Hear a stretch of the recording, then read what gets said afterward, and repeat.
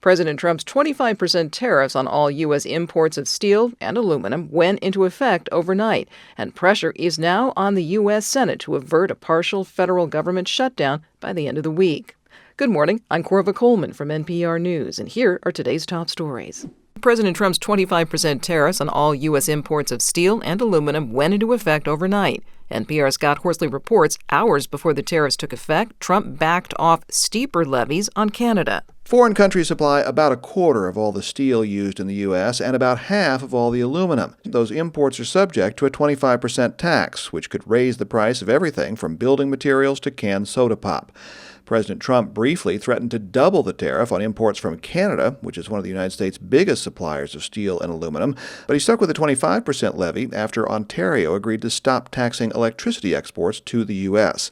Other countries have threatened to retaliate for the metal tariffs by slapping their own taxes on U.S. exports. The trade war has been a drag on the stock market. Since the beginning of last week, the Dow Jones Industrial Average has tumbled more than 2,400 points. Scott Horsley, NPR News, Washington. The Trump administration says it is cutting nearly half of the staff at the U.S. Department of Education. Hundreds of staffers will be put on administrative leave starting March 21st. But NPR's Janaki Mehta tells us some of the Education Department offices that are being affected were created by Congress. The Institute of Education Sciences, or IES, does research on all kinds of topics related to American education.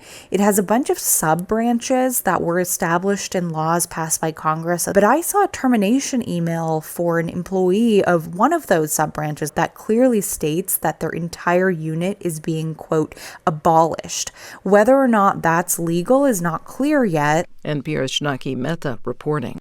The Senate is facing pressure to stop a partial federal government shutdown at the end of this week. That's after the House passed a stopgap spending bill funding the government through September. NPR's Deirdre Walsh has more. House Speaker Mike Johnson says the bill allows government functions to continue as Congress works on President Trump's broader agenda. It freezes funding. It's a responsible thing to do.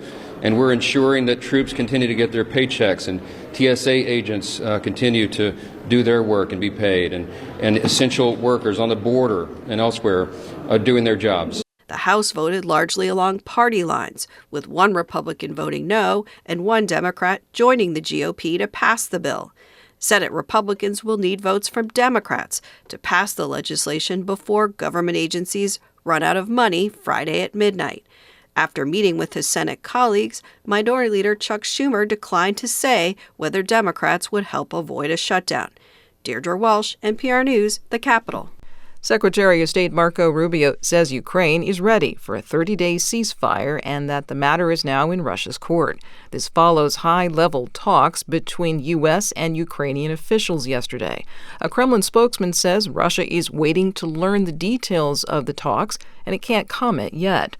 But NPR's Michelle Kellerman reports the Trump administration has now decided to resume military aid and intelligence sharing with Ukraine. After marathon talks in Jeddah, Saudi Arabia, Secretary Rubio appeared before the reporters traveling with him to announce some diplomatic progress. And what we leave here with today is a commitment that the Ukrainians are ready to stop fighting. They're ready to stop the shooting so that they can get to the table and bring about peace for their country and for the world. Asked if President Trump's relations with his Ukrainian counterpart have been repaired after an explosive White House meeting, Rubio said, quote, "This is not Mean Girls or some television show." He said this is about stopping the fighting and starting negotiations. The U.S. is also resuming military and intelligence aid to Ukraine. Michelle Kellerman, NPR News, the State Department. The National Transportation Safety Board is calling for a ban on many helicopter flights near Washington Reagan National Airport.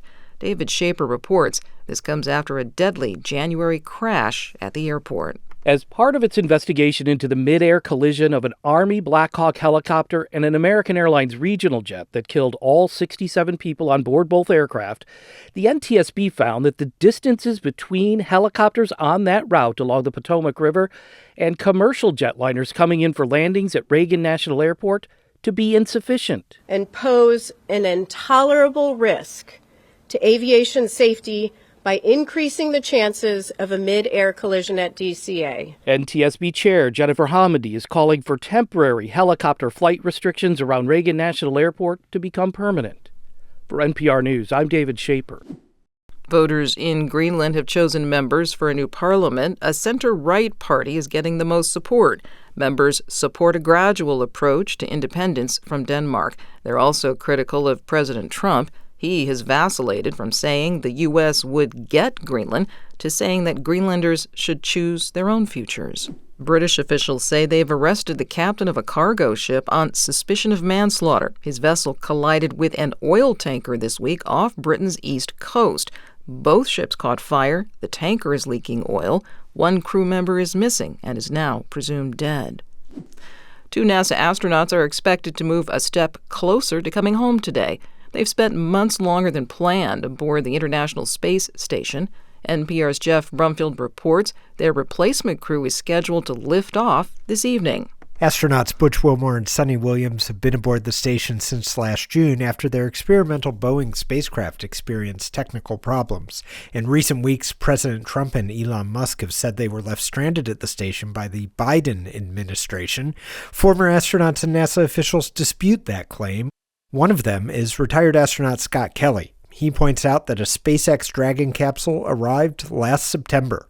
They had a SpaceX Dragon there as an emergency lifeboat to bring them back at any time they needed.